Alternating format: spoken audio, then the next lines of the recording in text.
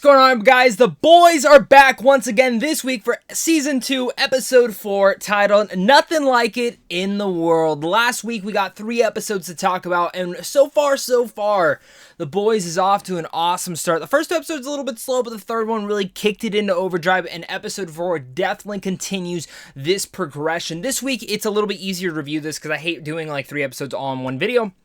So with episode 4, I broke it down into a couple different segments. I did the soups, the boys themselves, and of course the kind of in between, the little things, the little details that I really much appreciated. This is going to be my full spoiler review for episode 4 once again. So if you guys are new here and you need a place to always come talk to the boys, make sure to hit that like and subscribe button so you don't miss out on content like this over here on a daily basis. I love talking movies, geeky content of all sorts, and every single Friday until the boys season finale, you'll be getting that boys content every single week. And I do have a full non-spoiler review for season 2, so if you're looking for my thoughts that are not spoiler filled, I will put that up in the card above as well. In general, thank you guys for joining me. Make sure to comment down below as well and let me know your guys' thoughts on this episode. Did you guys like this one? Did you not? How are you feeling about this whole season? Let's discuss it. And without further ado, let's jump right into this episode. So, first off, Homelander. This guy is mentally disturbed. We see this whole thing. He's obviously coming off the effects of what Stormfront did. She was the one that killed the super terrorist, not him, which really much affects him. And we see this in such a disgusting, he's just a messed up and gross human being. He pops up and we see this girl walk in. We're like, I thought she died. No, it's a doppelganger, and it's so gross because you're sitting there confused, like, is this a dream sequence? Is this not? What is going on here? It's a doppelganger. It's so gross, nasty. We look at this world, and I like how they play into the world of how different types of things. A couple episodes ago, we saw the guy getting his arm chopped off, and pretty much that's that type of prostitution right there. And then we see also this guy, doppelganger, who can become any single person. It's gross, it's disgusting, but at the same time, it fits for this world, and I like, again, that parody allegory nature that reflects into our world, and I love that whole thing, and it really puts like a whole new perspective on different things. But yes, this is kind of the whole thing, and I love when he changes back on accident, and Homelander goes, "Change the fuck back, doppelganger." That was probably my favorite moment, or my favorite line throughout this whole episode. What was your favorite line? Make sure to let me know down below as well. But going in here, of course, also ending that whole thing, we do see that Homelander ends up killing this doppelganger by the end when he tries turning into him, trying to kind of hype him up in a sense. It's, again, gross, but I, in general, really, really adore what they're doing with Homelander's character. I think the guy is such a fantastic actor, and really one, when we look at Anthony Starr as Homelander, he just nails this role as this character, a very menacing, messed up, and mentally disturbed character. But he's the Superman for this world, so it's just messed up in all those own rights. Continuing with Homelander's character, there's a couple different interactions that he truly gets in here. One happens to be with Starlight in the elevator, very intense, very engaging, kind of go about. And really, we start to see that, he's pushing Starlight away. Like, that's not someone you should push away. When she knows the boys, she's gonna fuck you over, dude. And we clearly see that in this, kind of the rest of this episode. We see where Starlight ends up going with Huey and MM, of course, and all that ensues. Moving in also, Homelander finally has an interaction with Stormfront, and Stormfront tells him what's up. You are messing up, dude. I love that interaction. She is not afraid of him at all.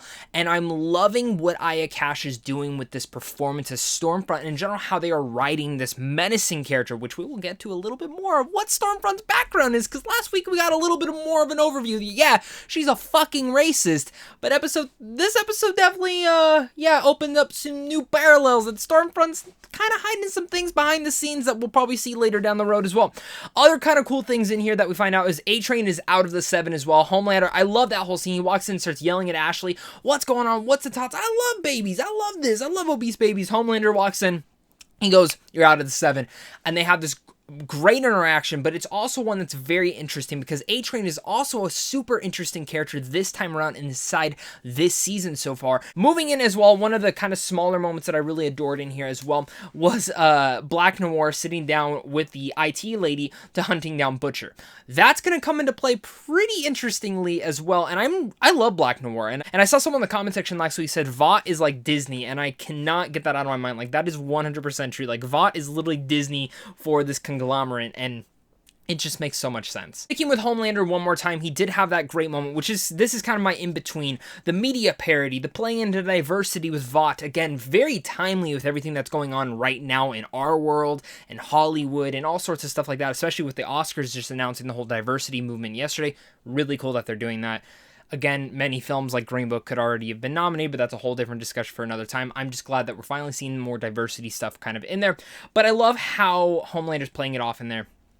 But one of the things in there is that he outs Queen Maeve as a lesbian, which adds a lot of different layers between their relationship now. And again, Homelander is just pushing his friends away. He's pushing A-Train away. He's pushing Maeve away. He's pushing Starlight away. He is kind of the issue, the main center problem to his whole entire world. And that's going to all come up and bite him in the ass. And we know that is going to come up and play, especially Queen Maeve. She likes her privacy. Not in this case, though, and that's going to come into play, definitely. But again, I love that media stuff, and I really love what they're doing with Homelander this season. It's just so damn brilliant. Next segment, of course, we have the boys and the Butcher. I like to call that this segment because Butcher's still kind of going off in his own. The CIA lady still gets the info on Becca, helps him out, says, I want to help out however I can. You tried, whatever, go and find Becca. He obviously goes and finds Becca. They have this great reunion. It was great seeing them all together. But she does not end up going with him. She says, I need to stay with this kid because I don't want them raising him into another Homelander, which completely makes sense. And Butcher's like, no, no, no. And then they have this argument and it all ensues and Butcher has to escape all by himself without Becca, which again, heartbreaking nonetheless. It breaks my heart because you do get that reunion. You love it so much. It just makes the warm, buzzy feelings in your tummy come out, but just sadly did not work out for Butcher. Leaving this though, when Butcher left, he said, hey, you're in charge. Go find out about Liberty and then the CIA lady will help. Cool. So goes, him and Huey go in, and Starlight's, hey, I want to join, and that all ensues, and they have this nice little road trip, which again, the banter between all of them, the chemistry just works in such wonders. And giving a shout out to Erin Moriarty, who plays Starlight.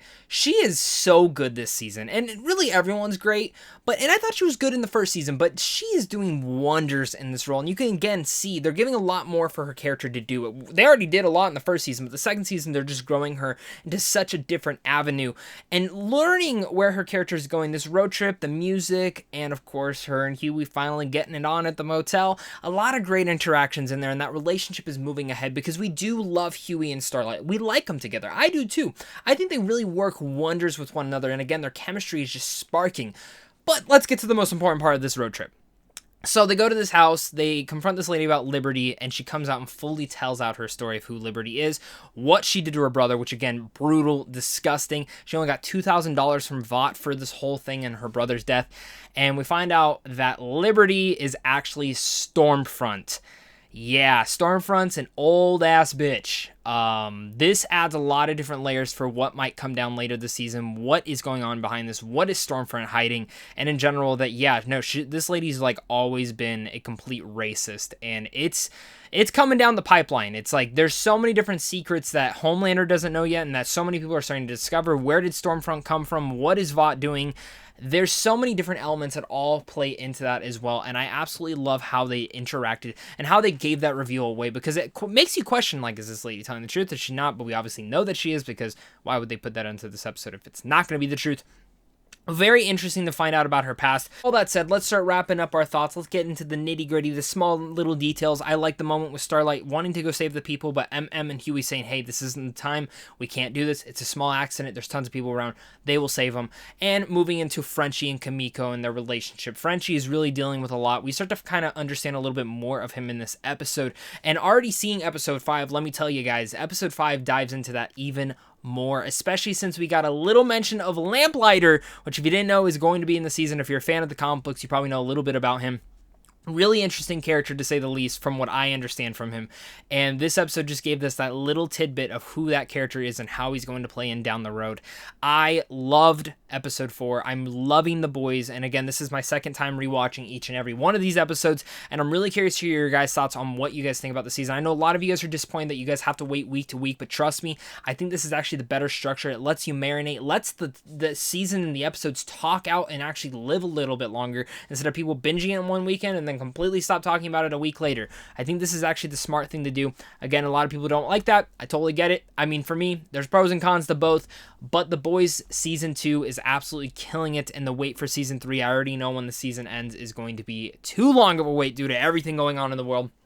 So guys, once again, make sure to hit that like and subscribe button before you head on out. Make sure to comment down below as well and let me know what your favorite scene was. My personal favorite scene for this episode was probably everything with Huey, MM, and Starlight within the road trip.